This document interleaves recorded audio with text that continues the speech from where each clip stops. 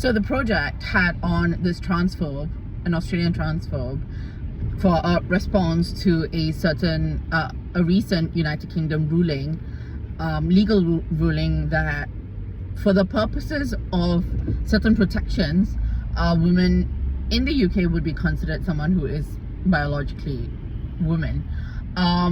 It doesn't mean in the UK that trans women don't have rights or that they don't have access to protections, because they do, they will, and they will continue to have one, but it is a legal thing rather than a philosophical or a moral decision, which is a different conversation, but okay.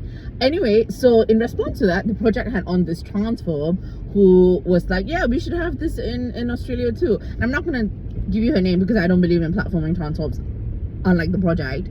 What's important though is that in the old days, these news organizations would pretend to some kind of neutrality. They would give you two sides to every story. They would give you someone else, like they would either bring on a trans woman, or if they felt like their right-wing audience would like lose their marbles at that, they would bring on a cis woman who would at least give the other side to the argument. They didn't even bother with any of that, which really tells you how right-wing the project is.